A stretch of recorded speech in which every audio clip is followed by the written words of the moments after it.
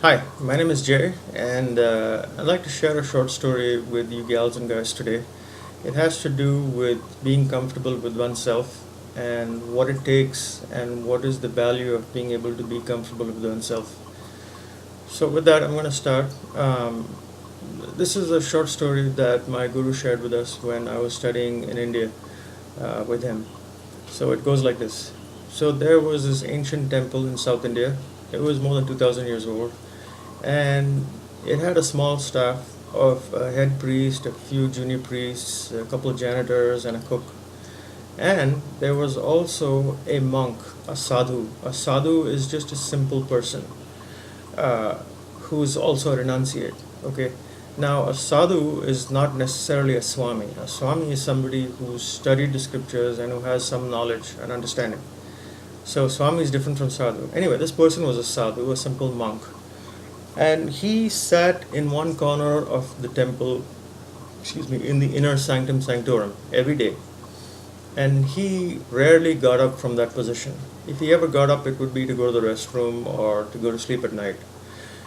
And people who came to worship at that temple obviously noticed him, noticed this quiet man, and so they'd go sit with him sometimes and talk to him, and sometimes they'd seek his blessings, because he seemed to be very much at peace with himself. The very fact that he didn't get up hardly ever, was itself a special thing because that's very hard to do. So, uh, the reason it's hard to do is because, or rather, we've all had experience with that.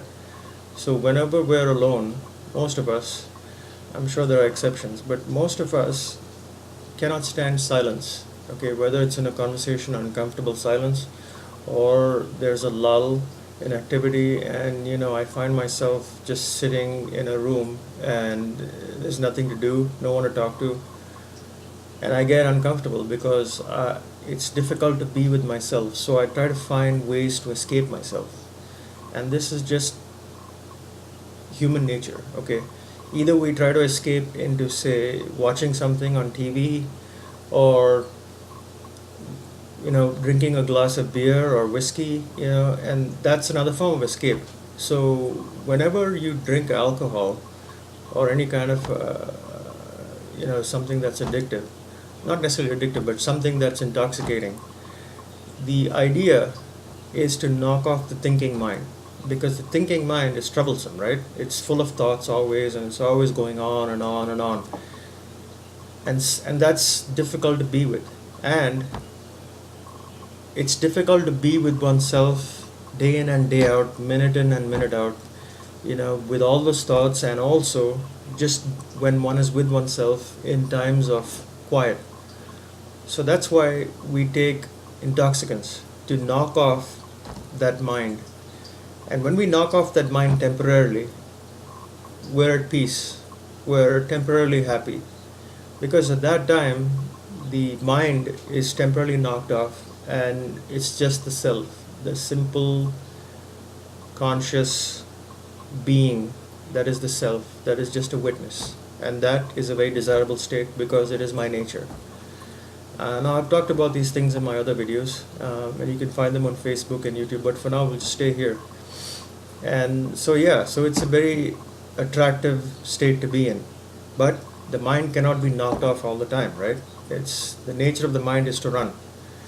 So anyway, coming back to the sadhu, um, the people obviously were drawn to him because of that quality that he had, that he could be with himself, with his mind, day in and day out, and not feel the need to escape from himself, from his mind.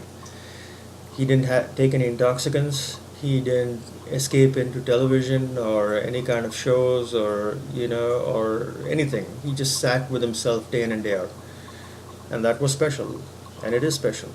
So anyway, one day the head priest who was watching all this and who had started to become jealous of this man asked the cook, because he'd noticed that they had 2 meals a day at the temple, and everybody got one rice cake except for the monk. The monk, the sadhu, received 2 rice cakes a day. So the head priest asked the cook, why does this guy get 2 rice cakes and all of us get one? And the cook didn't know. All he said was, it's always been that way. even when the previous head priest was there and so on. And he said, all he said in his broken English was, the simply sitting Swami always gets 2 rice cakes, and everybody else gets 1. So anyway, the head priest was obviously not satisfied with that, and so he went to the monk one day when there was a lull in temple activity and sat down in front of him and talked to him and said, why do you get 2 and we get 1? And furthermore, why do people come to you and sit with you and talk to you, and why do they seek your blessings? You have nothing to offer. You're just a simple guy who sits in a corner of the temple. You don't do anything. You don't have a job. You're a useless dude. And yet people come to you, and you get to eat more than us. And what's this all about? So the sadhu just simply smiled, and he looked at the temple priest, the head priest, and said, I'll explain why. So he said, let's do a little test, or rather, let's take a little bet. Okay, here's the bet. You sit in front of me at a distance of maybe 5-10 feet, and let's set our watches or a clock to 15 minutes, okay? And the first person that gets up at the end of 15 minutes is the one who loses the bet.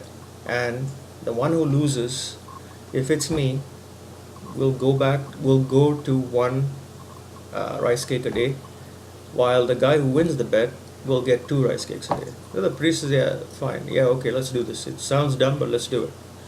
So they sit down, and the priest sits opposite him, and the monk sits in the lotus position while the priest tries to adjust his legs, and he's not comfortable. But anyway, he manages to sit down, and he's sitting there, and a minute has passed, and his mind is all over the place. It's like, wait a minute, did I put offerings to the deity this morning? Did I take some of those garlands that some of the people brought in, and did I wash them? Did I put them at the feet of the deity? He had all kinds of thoughts going through his head, and he was starting to get fidgety, and it became 2 minutes, and he was starting to get restless now, and he was like, I have to do things, there's things to be done, and I don't want to sit here, this is dumb, this is boring. So anyway, he went on, and he looked across at the sadhu, the monk, and the monk was just sitting there quietly smiling at him. And this irritated him even more. And he was like, I'm going to beat this guy. So it goes on 3 minutes, 4 minutes, and he's really uncomfortable now. His legs are shaking, his head is all over the place, and he's just irritated and uncomfortable. Finally, at the stroke of the 5th minute, he gets up, and he's like, okay, I can't do this. I don't know what it is, but I cannot do this. You win. And so he asked the monk, what is this? What's the secret here? And so the monk just smiles at him and says, there is no secret. It's just being comfortable with yourself, with your mind, with all its thoughts and all its feelings and all its judgments and all its fears and all its projections and all its imaginations.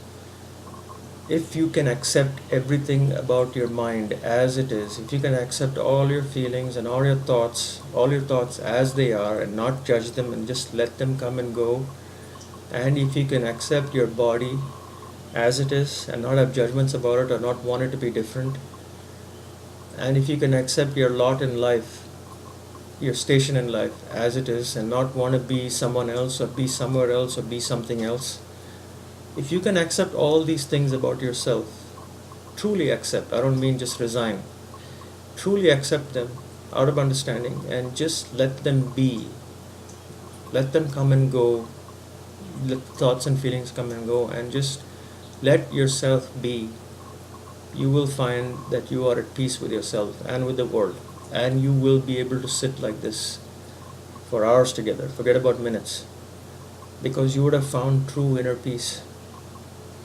And the head priest goes, I see. Well, he didn't really see, but there was something that he understood out of that. Anyway, he lost the bet, and the monk continued to have 2 rice cakes a day, and the priest won. So anyway, I guess my guru told us this story because he wanted to convey this understanding about how difficult it is to accept oneself as one is, warts and all, It's not easy. But It can be done. It's not difficult either. It can be done, and you cannot do it by force, by trying to force your mind to be quiet, or by trying to keep yourself in one place and force yourself to sit in one place.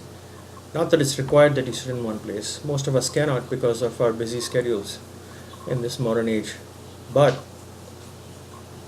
it's a sign of how comfortable one is with oneself.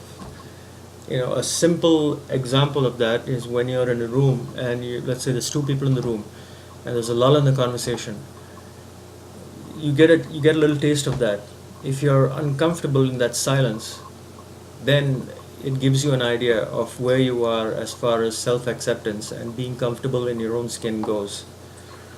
Okay, so this is a very important thing, and ultimately, on the relative level, you can gain a certain level of self-acceptance by just understanding yourself on the relative level, as I am, as a person, with my personality, with my body, with everything as it is, and my station in life.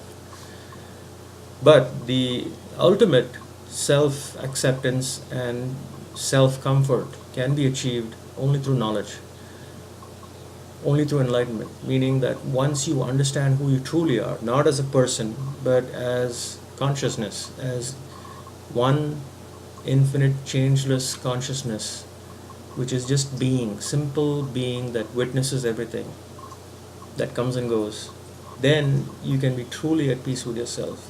Okay, but of course the relative comfort with oneself is also great, right? Because as a person, it's not easy to be able to accept oneself on all these different levels. So that itself is a big achievement.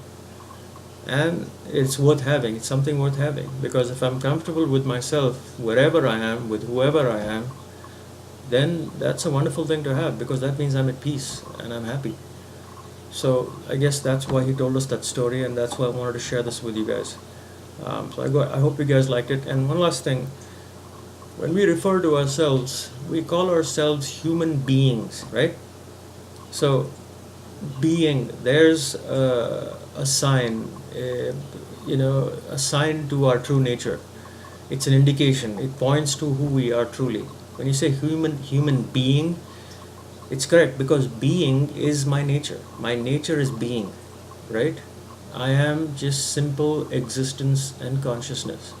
I am a simple conscious being, both self-conscious and conscious of everything else. That is my nature. Simple existence, simple being that is conscious of everything, oneself and everything else.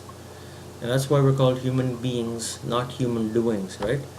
Although we act a lot, yes, but our nature is being. So anyway, I hope you guys like this, and I'll see you next time. Take care.